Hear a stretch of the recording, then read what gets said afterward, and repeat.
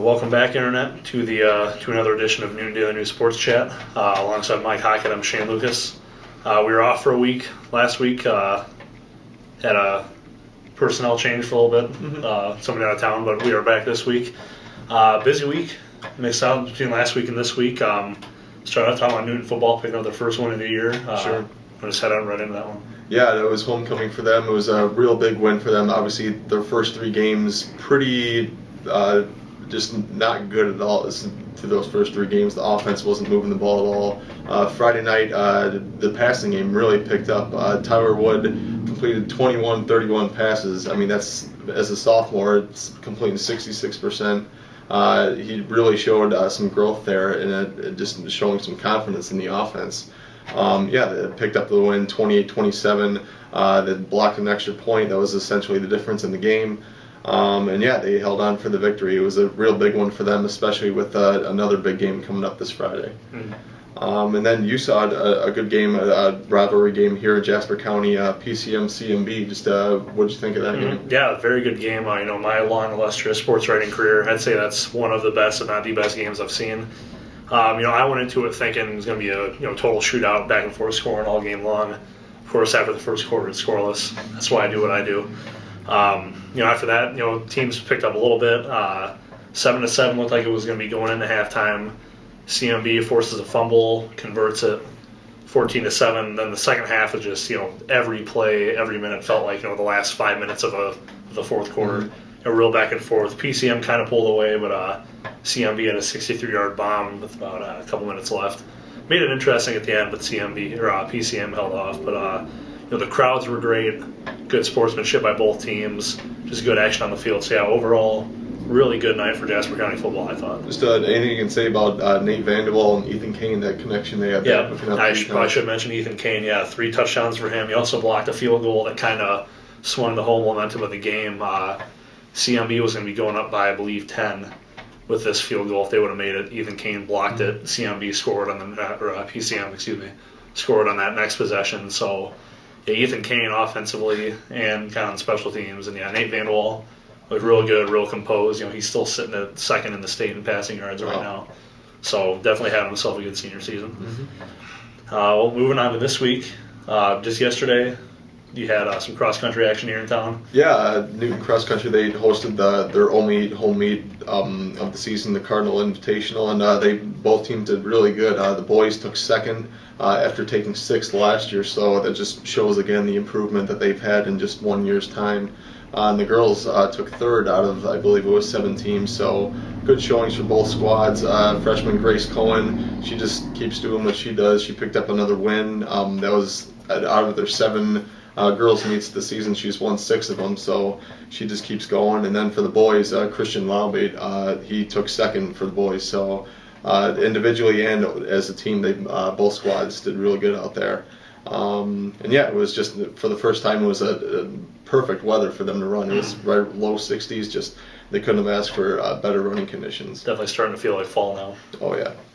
And then boys golf, Newton boys golf. They had another meet on Tuesday out at Pleasant Hill. How'd they do out there? They had standings wise, they slipped a little bit. They were 7th out of 9, but they had a 325 for the round, which is very good for them. That's down from their most recent rounds. They are now off for about 2 weeks before districts, which is going to be at Jester Park in Des Moines. Devin Shore is playing real good golf right now. He's led the team the past 2, maybe even 3 meets. He was the one that fell just one stroke shy of state last year, so he's kind of picking it up at the right time again. They kind of have some quiet confidence about him. They won their home meet here a couple weeks ago. They've had a couple up and down meets, but they're definitely I'd say more than past years, they definitely have some confidence in them, at least maybe advancing a few individuals out of state. Sure. That's what Coach Riley's hoping for. Just seems kind of weird to think that their next meet is going to be in the postseason already, when every other sport is kind of in mid-season form right now. But I guess boys golf, they did start early, so they started early. They got after it early and often. Yeah. So yeah. And then the other Newton team in action last night, Newton volleyball, strong start to the season.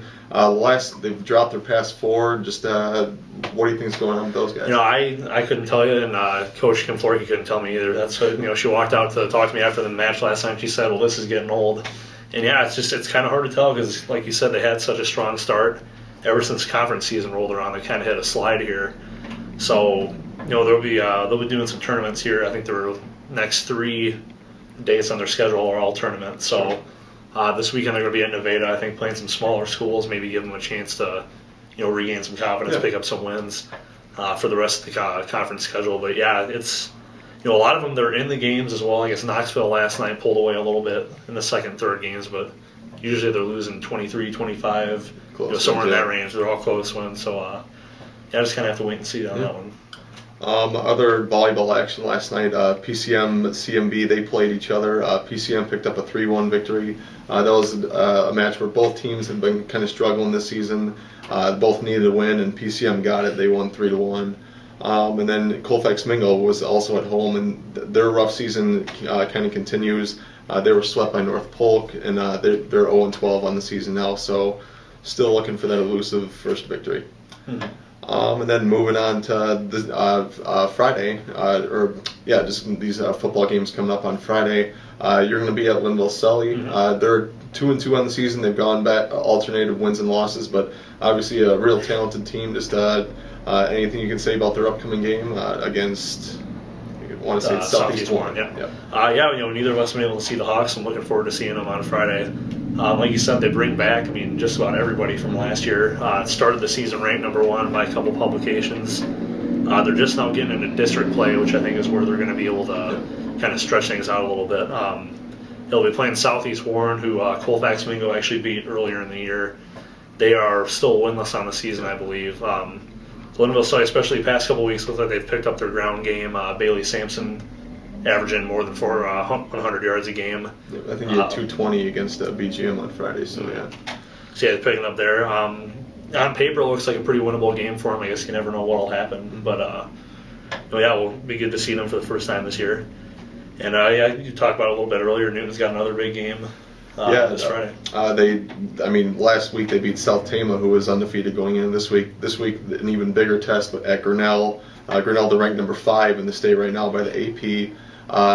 Grinnell, they're a team that spreads the ball out. They really run that spread offense with pretty much 4 wide receivers on the field at all times. They got a big, tall quarterback who he doesn't really have a favorite receiver. He just spreads it around really good. So Newton, they're going to have to play their A game to stay in this one. And but talking to Coach Ergenbright last night, he seemed pretty confident about what Newton can do, and as long as Newton can keep their offense on the field and keep just moving the ball and keep that Grinnell offense kind of off the field as long as they can, they should be able to stay competitive with them. We'll talk a little bit about just kind of the old CIC rivalry between the schools. Obviously, they're playing in the same conference now. You feel like this is going to kind of ratchet things up a little bit, them playing in football? I kind of hope so, because with the schools with as close as proximity as they are, just not even 25 miles apart, but they haven't played each other since 1982. So for some of the old-time Newton football fans, this will kind of be kind of reliving some history here of those old glory days of Newton football, you want to say. And with being that close together, hopefully this will turn into a good rivalry series for both teams. I'd say so there, yeah. I guess you want to just wrap up with the upcoming schedule. Sure. We're going to be staying busy, just like we have all fall. Yeah, Thursday is a relatively quiet night. There's just the only thing going on is the area cross-country meet that'll have PCM hosting CMB and Linville-Selly, so 3 teams there.